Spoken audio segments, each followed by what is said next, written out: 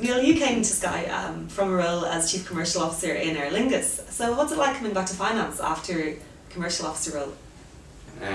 After getting out of finance and working in commercial for 3 years, I thought commercial is where I'd spend most of my time in the future. Because obviously it's really interesting, buying aircrafts, deciding where you're going to fly to. BA or IAG were just in the process of putting that bid in. But it was the way Sky structure finance and the fact that it's really, really commercial. So the opportunity to work in an organisation as big as Sky with really big growth ambitions, and to work in an organisation whereby finance sits really at the top table in terms of commercial decisions, whether you're buying sports rights, launching new products, was the reason I decided to come back into finance from commercial. So it was that idea that it was really, really strong commercial role within a finance department that attracted me to Sky. You mentioned some exciting deals and new launches, and I think that Sky have been really focusing on doing a lot of deals and also launching products pretty much every year. Can you tell me a little bit more about that? Yeah, look, we've so many things which are exciting right now. So obviously I'll divide it up into a couple of things. Sport. So we've just finished our first year of 3 p.m. football games. So that was us giving 33 additional games to our customers on a Saturday afternoon. It's the first time ever that we Premier League broadcast in Ireland that wasn't broadcast in the UK. In the last couple of weeks we've kicked off our first year of our new contract with the GAA.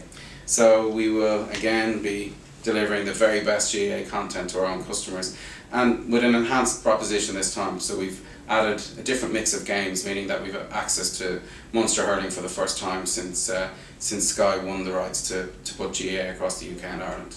So outside of sports, it's been really, really exciting. We've launched our new contractless TV product called Now TV. So for the first time ever, it's been available in the UK for a number of years. Our customers will be able to access the very best of Sky content, including Sky Atlantic, Game of Thrones, Riviera, all the great content that we're going to have live this summer, without the 12-month contract that we would offer people signing up for Sky.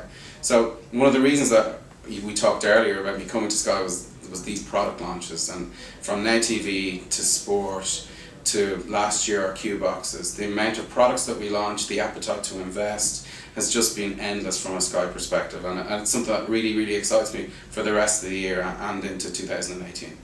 Sky's emphasis on localising in Ireland is really interesting, and I think one thing that I think is fascinating is that you are very happy to have your contact centres here, which is probably not the most cost-effective way about things, but you do think it has value, right?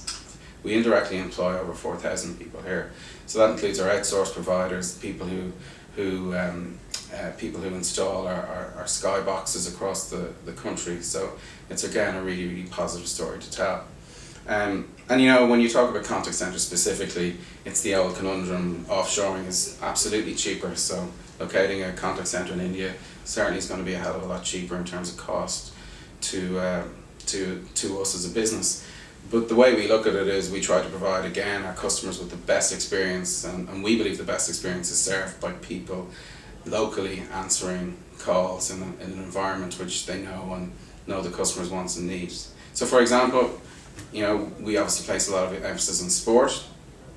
Somebody contacting somebody in India trying to sell them a GAA fixture or potentially a subscription which takes into account our 14 exclusive and 20 GAA games across the summer, will be a hell of a lot harder than somebody answering them here locally in Dublin.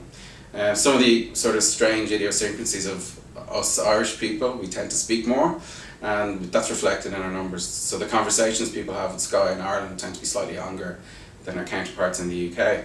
And the other thing about the Irish is we tend to sell harder. So some of the stats from our contact centres here are best in class when it comes to conversion and selling customers more products. So why are our contact centres here? They're here because we believe they make sense.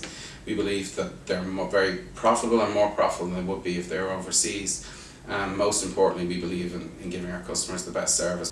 Working for a company that is essentially UK based with Brexit, do you think that is going to be a help or a hindrance for Sky in Ireland? The word uncertainty is the one I would use to describe Brexit.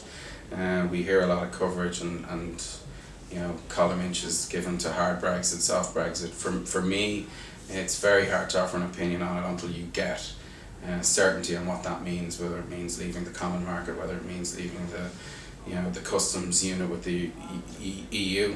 Specifically on Sky, which is the question that you asked, look, I think it's really, really good, because Sky as a business is committed to all geographies that we're in. So obviously across Europe, that's Ireland, the UK, Germany, Austria and Italy. We think we're well positioned in all of the markets, and we're very, very committed to those markets. With regard to Ireland, it probably presents, depending on how it is, in some regards, many challenges. So how we work quite closely with the UK, because obviously Sky PLC is UK and Ireland, so it's going to be a big change for that, whether that's how we report our accounts, etc. So we'll have to see what that brings. And it also probably presents some opportunities with regard to how we broadcast, where we license our channels locally. So I think there's a lot of road to run on Brexit.